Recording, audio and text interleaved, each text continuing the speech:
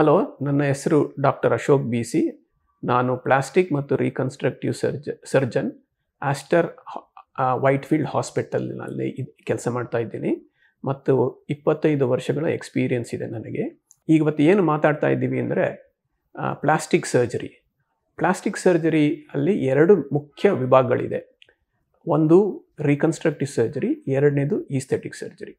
Reconstructive surgery ಅಂದರೆ ಈಗ ಯಾರಿಗಾದರೂ ಕಾಯಿಲೆಯಿಂದ ಅಥವಾ ಪೆಟ್ಟು ಬಿದ್ದಿದ್ದರಿಂದ ಅಥವಾ ಕ್ಯಾನ್ಸರಿಂದ ಒಂದು ಭಾಗಕ್ಕೆ ಏನಾದ್ರು ಊನ ಬಂದಿದ್ದರೆ ಅದನ್ನು ಮತ್ತೆ ನಾವು ರೀಕನ್ಸ್ಟ್ರಕ್ಷನ್ ಮತ್ತು ಅದನ್ನು ಕಟ್ಟುವಂಥ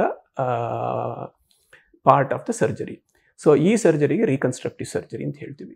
ಇನ್ನೊಂದು aesthetic surgery, aesthetic or cosmetic surgery. ಈಗ ಯಾರು ಹುಟ್ಟುತ್ತಲೇ ಸ್ವಲ್ಪ ಅಷ್ಟು ಚಂದವಾಗಿ ಕಾಣ್ದಲೇ ಇದ್ದರೆ ಅಥವಾ ಬೆಳೀತಾ ಬೆಳೀತಾ ಅವರು ಇನ್ನೂ ಚೆಂದ ಕಾಣಬೇಕು ಅಂತ ಅನಿಸಿದ್ರೆ ಅವರಿಗೆ ಅದನ್ನು ಮಾಡುವಂಥ ಸರ್ಜರಿಗೆ ಈಸ್ಥೆಟಿಕ್ ಸರ್ಜರಿ ಅಂತ ಹೇಳ್ತೀವಿ.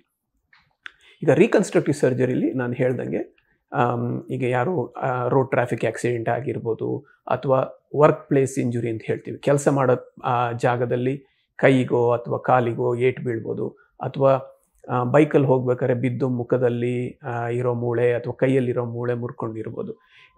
ಮತ್ತು ಅಲ್ಲಿರೋ ಸಾಫ್ಟ್ ಟಿಶ್ಯೂ ಅಂದರೆ ಚರ್ಮ, ಮಾಂಸ ಅಥವಾ ಚರ್ಬಿ ಅಥವಾ ಫ್ಯಾಟ್ ಏನಾದ್ರು ಹೋಗಿದ್ರೆ ಅದನ್ನೆಲ್ಲ ನಾವು ತುಂಬಿಸಿ ಮತ್ತೆ ಅವರು ಮುಂಚೆ ಹೇಗಿದ್ರು ಹಾಗೆ ಕೆಲಸ ಮಾಡೋವಂಥ ಸರ್ಜರಿಗೆ ರೀಕನ್ಸ್ಟ್ರಕ್ಟಿವ್ ಸರ್ಜರಿ ಅಂತ ಹೇಳ್ತೀವಿ. ಇದು ಮಾಡೋದ್ರಿಂದ ಏನಾಗ್ತದೆ ಅಂದರೆ, ಒಂದು ಅವರು ಏನು ಕಳ್ಕೊಂಡಿದ್ದಾರೆ ಅದು ಮತ್ತೆ ವಾಪಸ್ ಬರ್ತದೆ, ಅದು ಮತ್ತೆ ಹೇಗೆ ಕಾಣಬೇಕು ಆ ಥರ ಕಾಣ್ತದೆ, ಮತ್ತು ಕೆಲಸ ಮಾಡಲಿಕ್ಕೆ ಆದಷ್ಟು ಬೇಗ ಅವರು ಮತ್ತೆ ಹೋಗಿ ಕೆಲಸಕ್ಕೆ ಸೇರಿಕೊಂಡು ಕೆಲಸ ಮಾಡುವಂಥ ಒಂದು ಚಾನ್ಸು ಅವರಿಗೆ ಸಿಗ್ತದೆ. ಇದಕ್ಕೆ ರೀಕನ್ಸ್ಟ್ರಕ್ಟಿವ್ ಸರ್ಜರಿ ಅಂತ ಹೇಳ್ತೀವಿ. ಈಸ್ಥೆಟಿಕ್ ಸರ್ಜರಿ ಹೇಳಿದಾಗೆ ಯಾರಿಗೂ ಮೂಗು ಸೊಟ್ಟ ಇರ್ಬೋದು, ಅಥವಾ ಮೂಗು ಚೆನ್ನಾಗಿ ಕಾಣಿಸ್ದಂಗೆ ಇರ್ಬೋದು, ಅಥವಾ ಸ್ತನಗಳು ಸಣ್ಣ ಇರ್ಬೋದು ಅಥವಾ ದೊಡ್ಡದಿರ್ಬೋದು. ಇಂಥವ್ರಿಗೆ ಅದನ್ನು ಚೇಂಜ್ ಮಾಡಿ ನಾವು ಅವರಿಗೆ ಹೇಗೆ ಬೇಕೋ ಹಾಗೆ ಮಾಡ್ತೀವಿ. ಇದು ಈಸ್ಥೆಟಿಕ್ ಸರ್ಜರಿ, ಕಾಸ್ಮೆಟಿಕ್ ಸರ್ಜರಿ ಬೇಕೇ ಬೇಕಾ? ಇದು ಇಂಡಿವಿಜುವಲ್ ಪರ್ಸನ್, ಆ ವ್ಯಕ್ತಿಗೆ ಬಿಟ್ಟಂಥ ಒಂದು ಡಿಸಿಷನ್ನು.